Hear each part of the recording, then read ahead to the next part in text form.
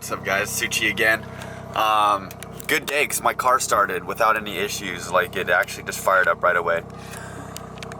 But anyways, yeah, about to go grab some lunch with Griffin, some of the other guys in the club.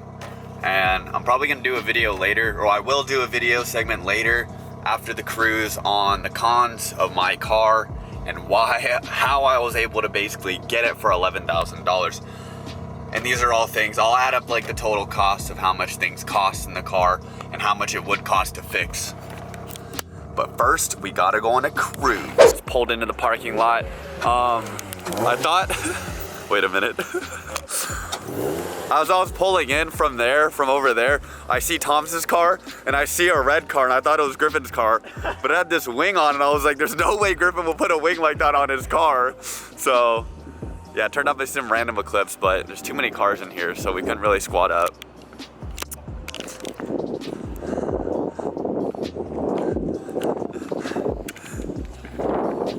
Yeah, we're about to head out to Chipotle again. I think we always get Chipotle. We should just get sponsored by Chipotle at this point.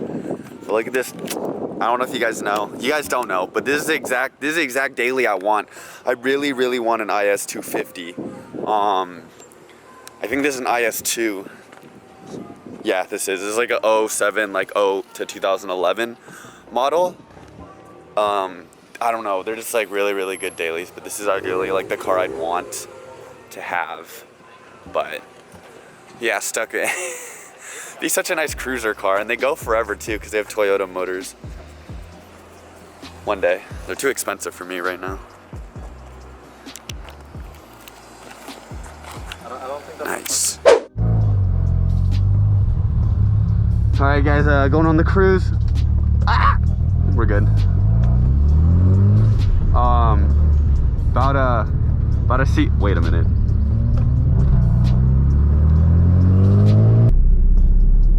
Stop it. Get some help.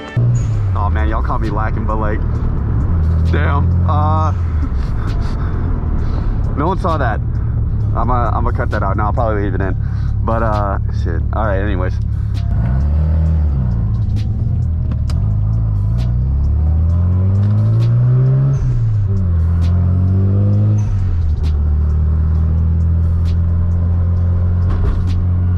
So bumpy here too. Anyways, yeah, there's a lot of people on this street, so I don't want to go fast because I don't want to kill anyone and feel pretty bad if I did.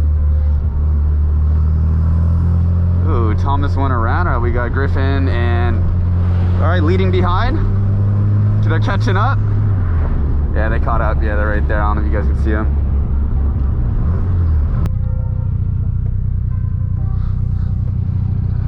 Hey, man. Finally, the light turned green. All right, come on, Thomas. You gotta drop a gear here. You gotta drop at least one gear.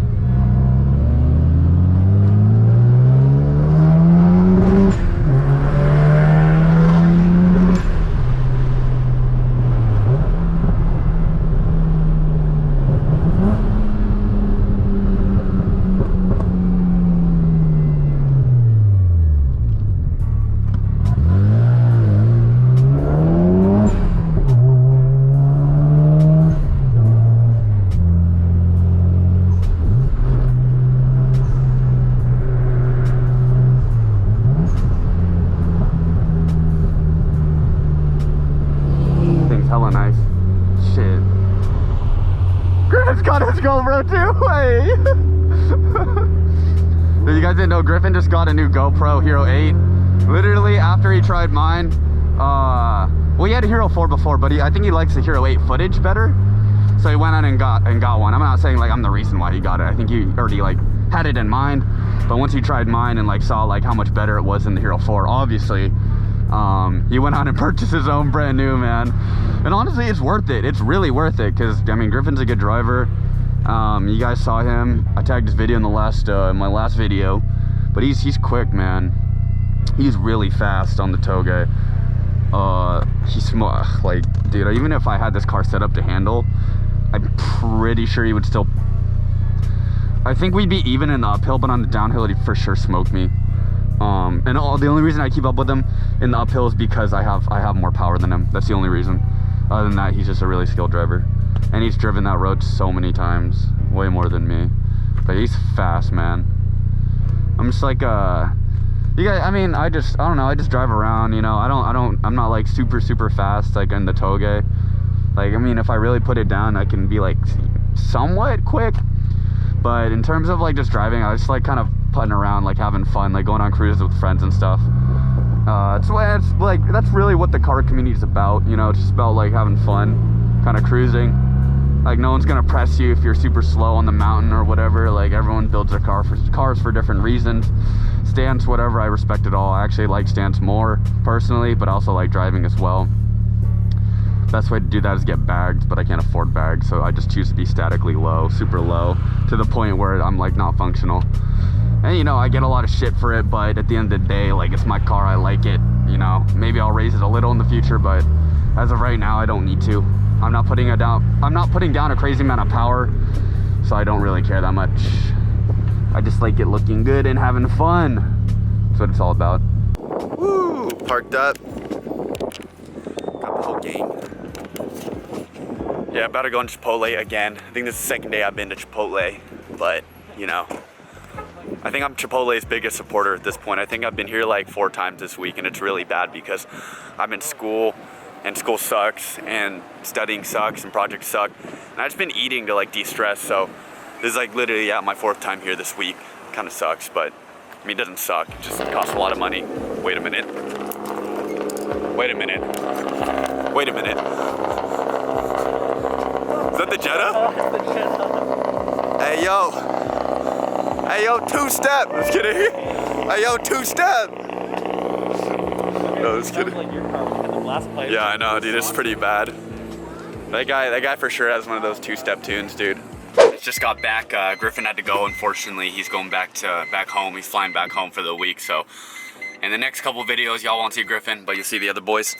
But yeah, here's the, this is gonna be a clip, basically a video of everything wrong with the car, and how I got the car for $11,000 and why I bought it for $11,000. So first off, this boost gauge is not properly mounted in the steering column. It has zip ties right here, so that's zip tied in. It's non-LED, it's really old. It's just a vacuum liner or whatever.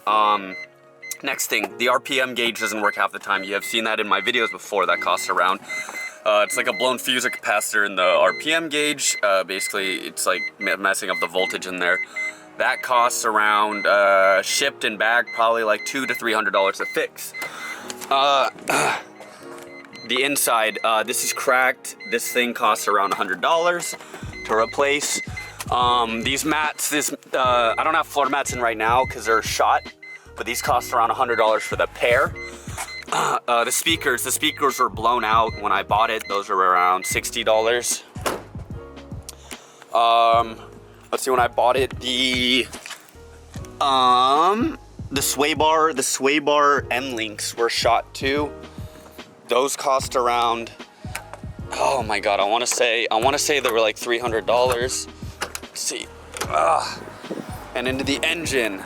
So the sake bomb coil, the ignition coil kit, I had to buy this, $750. Mine was shot, wasn't really igniting at what's it called, richer and richer AFRs. This pipe was ripped right here. It's already again kind of screwed up right now. Probably about to blow any minute. I'm just running boost, it's hot. These twin turbos suck. Another thing, the car is leaking, the car's not leaking oil, but the turbos are leaking a ton of oil. I pulled off the intercooler once and oil was just not spewing out, but there was a good amount of, there's like a pool of oil in there. Let's see, coilovers, they're Megans, they're like $700, $800, but realistically you should be spending at least like $1,500 on quality coilovers because my struts were blown on my old OEM suspension. That's another thing I had to replace. There's nothing wrong with the wheels, I just, you know, I wanted to be a hot boy. I mean, yeah, you guys know me, I just wanted the hot boy lifestyle. So I bought some Works VSKFs, got the big lips on them. And yeah, stock brakes. I actually haven't replaced the pads yet, but they're probably going soon. Another thing, the ECU had to be replaced. This was like, I think it was 400 to, no, it was like 150 to fix. Someone actually fixed all the capacitors in it.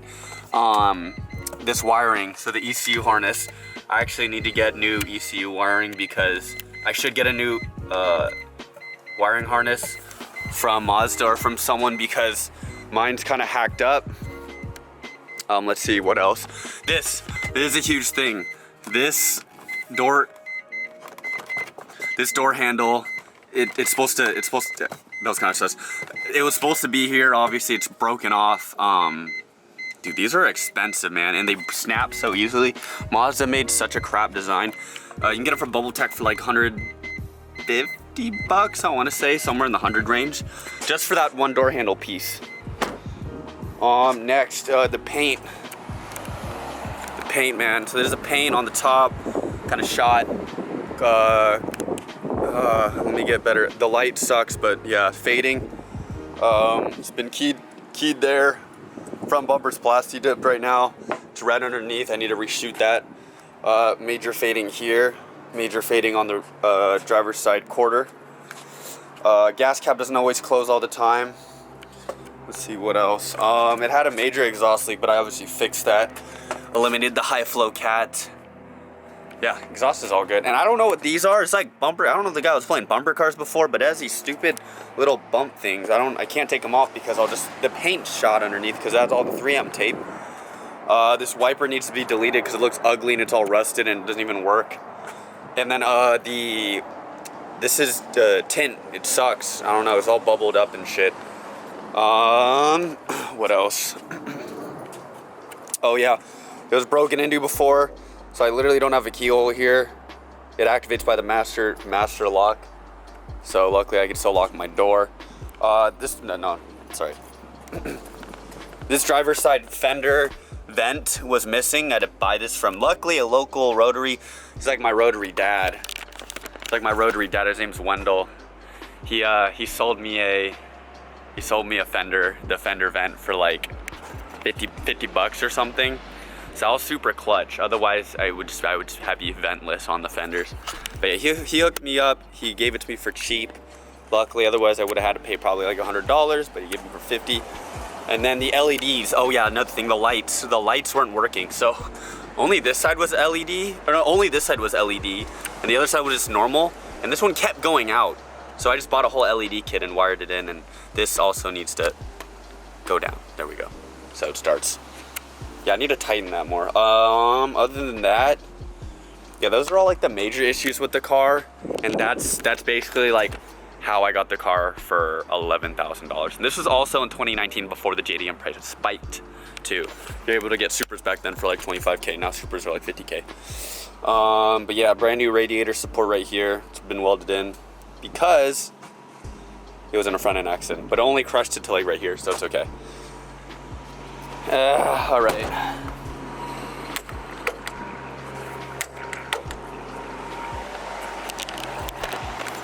Yeah, I'm gonna grab my Chipotle now.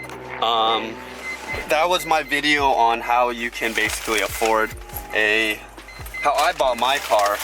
And if you guys want to look for one for yourselves, I mean, you could definitely find one. It's just gonna be really hard now, and the cars are gonna need a lot of work if you buy it at this price range, as well as also, you know, everyone just knows what the Mazda RX7 FD is now. Same with all the other legendary JDM cars from the 90s. People just know what they're worth now, so it's gonna be really hard to get like a really good deal. But in my opinion, paying the right price from an owner that, you know, really took care of the car is better than buying some hacked up one. I bought this one like pretty much like hacked up. It was kind of beat up from someone that had no idea what this car was. So yeah, in all honesty, if I could do it over again, I would have just saved up a little more money. I think I had like 17,000 saved up. That was my budget. I paid 11 for this one. I had to dump 400 the second day I bought it. But if I could do it all over again, I would 100% would have just saved up another like $5,000 back then, and paid like for a clean single turbo already converted one for like $22,000. But obviously, like at the time, like I was stupid. I didn't really know anything about rotaries or anything like that, so I just picked up the one that was the cheapest. It did work out for me in the end because this car actually did have a brand new motor in it, which the guy did not know. So that worked out well out on my end, but there's a lot of other small things. It's the small things that add up. Everyone always talks about rotaries like blowing up, the engines blowing up. Dude, that's only every like 60, 70,000 miles. So in reality, if you daily drive it, that's like 5-6 years. That's like $4,000 for a fresh rebuild, and you can like port it too. All these, I had to bring my car to the shop, buy all these small things. It added up to over $4,000, literally more than an engine rebuild. So it's really the small things that go out, like bushings, sway bar end links, like ignition kit, all these small things, like this interior, like those little door handles. If I want like my windows to roll up correctly, all this wiring, the ECU, it all adds up to more than like an engine rebuild. So like if you want to own one of these older cars from the 90s, you have to have at least a decent amount of money set aside in case these things happen, because they will. These cars are 30 years old. Something will most definitely go wrong, like this beeping. It needs to stop. I need to get out of my car. But yeah, things are gonna go wrong, and you just need to be able to have money set aside in order to fix it, or you need to learn how to work on your, I mean, I already work on my own car, and it's still expensive, you know. People, like, you guys have to understand that, like, even if you know how to work on your car, it's still gonna cost you a lot of money, because you still have to pay for the parts itself. You know, labor is labor, but parts could be expensive, man. And that's why, like, I personally, I have to work on my car because I can barely afford the parts themselves, let alone the labor. The labor's even more. So, you know, I don't know, that's just my 2 cents. But yeah, I'm gonna end the video here because I'm tired. I'm probably gonna end it this. Okay, bye. Gas, living fast, wearing velvet. Can you take a 4 or 5 to the pelvis? Plenty money going around, I'm not selfish. And the ladies love me, Elvis. Smoky gas, living fast, wearing velvet. Can you take a 4 or 5 to the pelvis?